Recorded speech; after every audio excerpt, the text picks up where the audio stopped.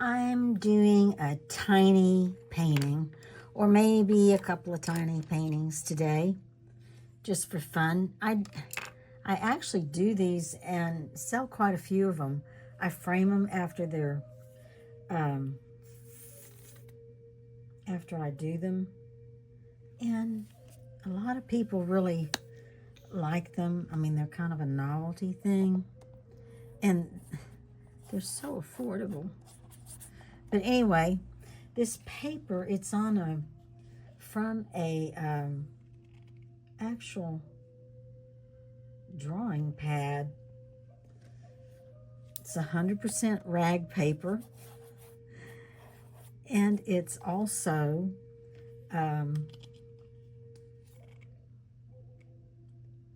museum quality, which means it's acid free. So, I just thought this would be fun.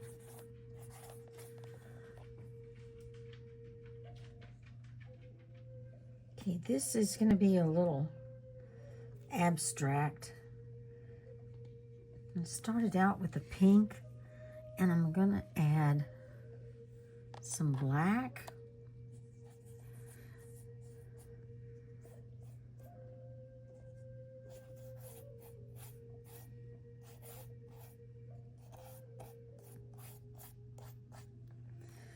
Very 1950s color combination. Oh, darn, I got some paint on my pants. Hang on.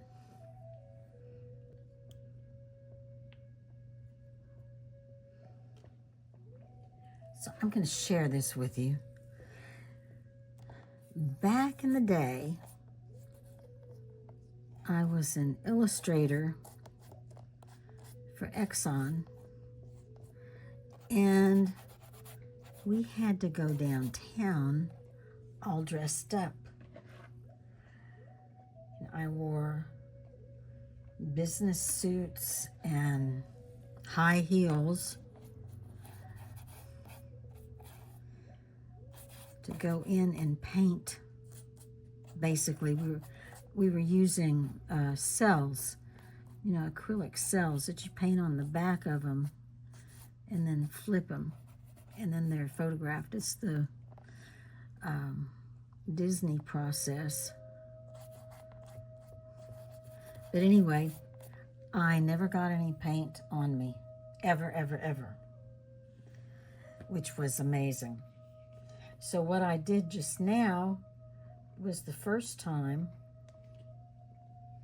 in umpteen years that I've gotten any paint on me while I'm painting. I mean, I used to be a complete mess. When I was a kid, I wore a smock to cover my clothes. See, this looks like a rose coming out. To me, it can look whatever you want it to look like. So getting back to getting the paint on me, sometime I will show you how to art in with paint over. You can do it with furniture that's gotten stained, or you can do it with on clothes. I just did some on one of my husband's best pair of jeans that he got something on. I can't remember what it was on, but when I was finished with it, which really didn't take very long, you couldn't tell that anything had ever happened. But anyway, that'll be another video, another day. Might as well share these, tips that I have, right?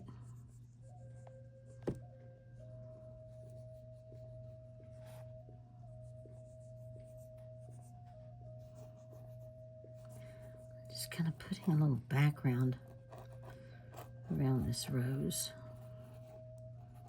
like it fades into the shadow.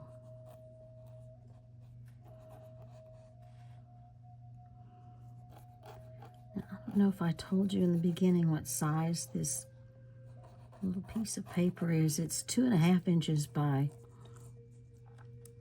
3.5 inches.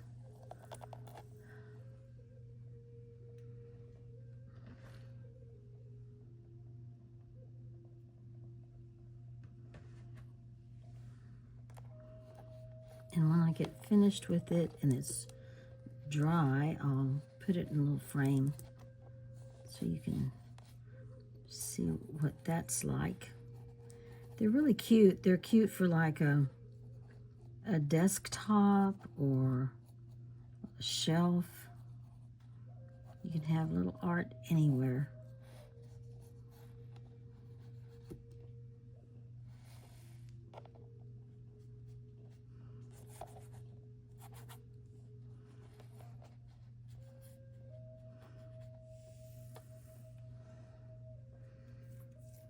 And this dries a little bit too. I'm going to use some ink on it to separate, since it turned out to actually be something rather than just an abstract. Now I'm going to come in here. Whoops. Got to hold it though. And define the rose petals a little bit.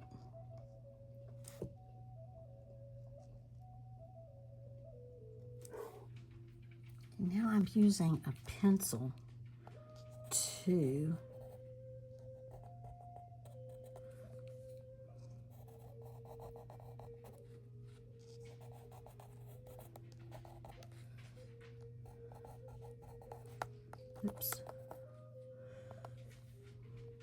define our tiny rose.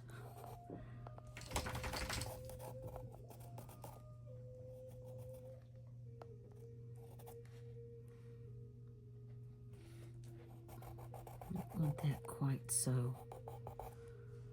Yeah, I'm softening that up.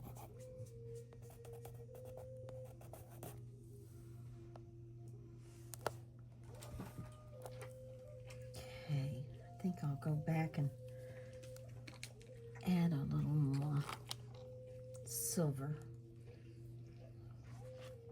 to the background.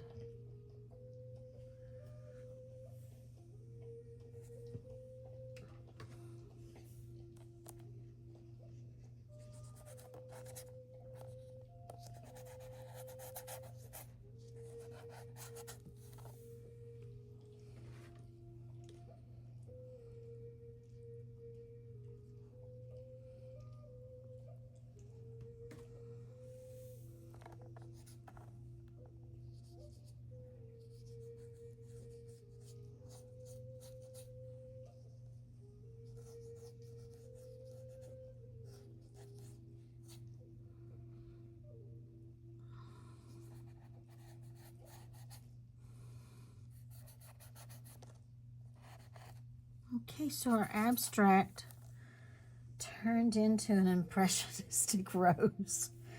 There's something I see that I want to correct a little bit. So you never know. And it sure is fun and relaxing, guys.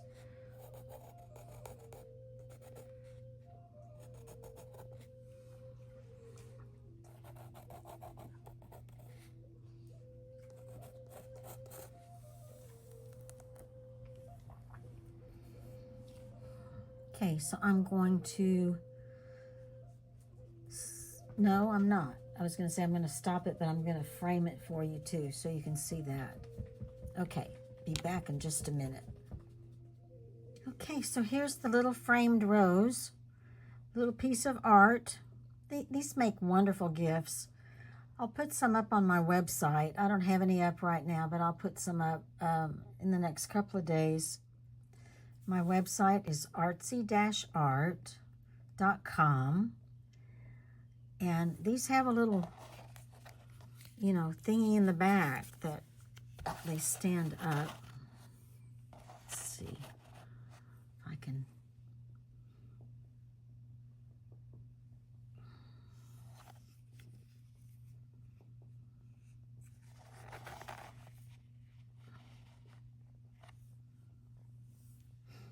I'll lay it back down.